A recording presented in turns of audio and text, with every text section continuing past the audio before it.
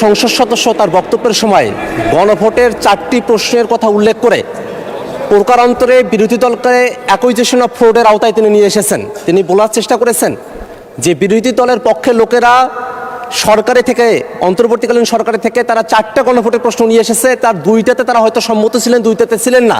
এই ধরনের বক্তব্য তিনি দেওয়ার চেষ্টা করেছেন। একই ধরনের কথা বিএনপির অনেক সংসদ সদস্যরাই আগে বলেছেন। কিন্তু একটা বিষয় মনে রাখা প্রয়োজন, মাননীয় স্পিকার, শহীদ প্রেসিডেন্ট জিয়াউর রহমান তিনি যখন গণভোটের আয়োজন করেন তার যে দফাগুলো ছিল সেখানে কিন্তু 19টি দফা ছিল, মাননীয় স্পিকার। আর বেগম খালেদা জিয়া যখন সংবিধানের ব্যাপারে একটা গণভোট করেন তখন সংবিধানের 16টা পয়েন্টে কিন্তু গণভোট হয়েছিল, মাননীয় স্পিকার। যদি সে সময়গুলোতে 19টা পয়েন্টে আর 16টা পয়েন্টে যদি প্রশ্ন একটাই, কিন্তু পয়েন্ট তো এতগুলা, তখনও তো এই প্রশ্নটা আসতে পারতো যে শহীদ জিয়াউর রহমানের 7টা মানি, বাকি 12টা মানি না, খালেদা জিয়ার এতটা মানি না। এই প্রশ্নগুলো তো তখন করা হয় নাই, মোটের ওপরে সেই জিনিসটা করা হয়েছিল। আর এবার যে গণভোটের প্রশ্নগুলো ছিল সেখানে খুব স্পষ্ট করেই কয়েকটা জিনিস কিন্তু ভাগ করা হয়েছে, অর্থাৎ কয়েকটা খুবই গুরুত্বপূর্ণ বিষয়, অর্থাৎ উচ্চকক্ষ পিআরের ভিত্তিতে হবে, সাংবিধানিক প্রতিষ্ঠানগুলোতে একটা নিরপেক্ষ বডির মাধ্যমে নিয়োগ হবে। এই বিষয়গুলোতে ক্লিয়ার কাট ডিসিশন দেওয়া ছিল, জনগণ যা ডিসিশন দিয়েছে সে অনুযায়ী সেগুলোকে হতে হবে। 30টা বিষয় ছিল যে বিষয়গুলোতে একমত হয়েছিলাম। এর বাইরেও কিছু বিষয় ছিল যেই বিষয়গুলো যে দল যেভাবে তাদের ম্যান্ডেট পাবে সেভাবে তারা করবে, সেই সুযোগও সেই গণভোটের মধ্যে রাখা ছিল। অতএব গণভোটের প্রশ্ন নিয়ে বিভ্রান্তি তৈরি করার কোনো সুযোগ নেই, বরং গণভোটের প্রশ্ন না পড়ে তারা ভোট দিয়েছেন যদি বলতে চান সেটা তাদের দুর্বলতা, তাদের ব্যর্থতা, জনগণের উপরে সে ব্যর্থতা। অসংখ্য ধন্যবাদ মাননীয় সদস্য, অসংখ্য ধন্যবাদ মাননীয় চিফ হুইপ। এক মিনিট আমি তো পড়ে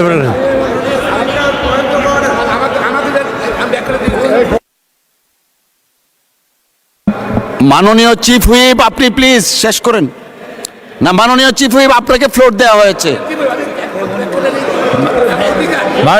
মাননীয় স্পিকার, আপনি সাকি সাহেবের বক্তব্য রাখতে দেন একটু, উনি কথা বলুক। আর যেটা বলতে চাই সেটা হলো, মাননীয় স্পিকার, এটা পয়েন্ট অফ অর্ডার হয় না, এবং এটা হলো উনি বক্তব্য রেখেছেন, আবার অন্যরা যখন বক্তব্য রাখবেন তখন পাল্টা বক্তব্য রাখবেন, এটাই হলো নিয়ম। আর হলো মাননীয় দাঁড়ালেন কেন ভাই? আচ্ছা মাননীয় স্পিকার কাজে আপনি বুঝে শুনে পয়েন্ট অফ অর্ডার দেবেন। ধন্যবাদ মাননীয় স্পিকার, আপনি সাকি সাহেবের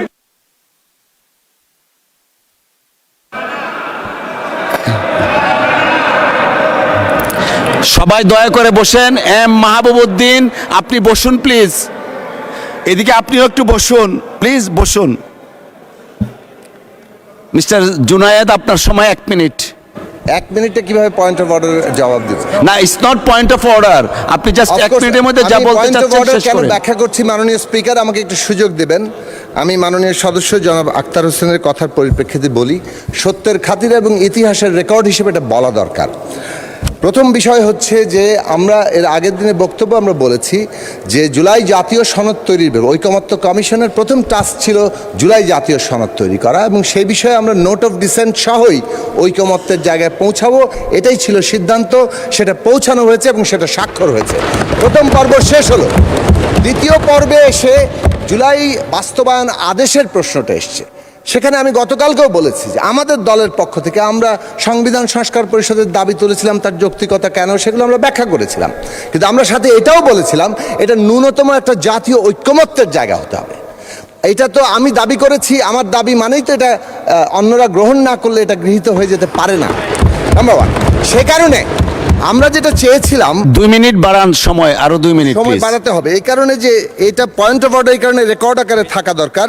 জুলাই জাতীয় সনদটা এটা পুরোটাই, যেটা একটু আগে মাননীয় সদস্য আক্তার বললেন যে শহীদ প্রেসিডেন্ট জিয়াউর রহমান 19 দফা নিয়ে করেছেন, ওটা কিন্তু শহীদ প্রেসিডেন্ট জিয়াউর রহমান তার পক্ষ থেকে দাবিনামাগুলো হাজির করেছেন। যেটা বেগম খালেদা জিয়া তুলেছেন তখন সরকারের পক্ষ থেকে, এটা পার্লামেন্টে পাশ হওয়ার পরে তখন সেটা হাজির হয়েছে গণভোটে। আর এটা ছিল একটা জাতীয় ঐক্যমত্যের জায়গা, এটাতে কোনো একতরফা জিনিস আসতে পারে না। ফলে প্রথম প্রশ্নটা হচ্ছে যে জুলাই জাতীয় সনদ, আমাদের ডিফারেন্সেস আছে, এই ডিফারেন্স স্বীকার করে নিয়েই আমরা এখানে আছি। আমরাও একটা জোটে আছি, আমাদের মধ্যে ঐক্য আছে, পার্থক্য আছে বলেই।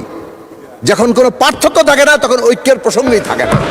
সো এই কথাটা আমাদের পরিষ্কারভাবে মনে রাখা দরকার যে জুলাই জাতীয় সনদ এটা পুরোটাই গণভোটে যাওয়ার কথা ছিল, কিন্তু এইটাকে তারা তাদের মতো করে যে আমি শেষ করি, কথা বলতে দিবেন। আচ্ছা মাননীয় স্পিকার আমি আপনার দিকে কথা বলছি।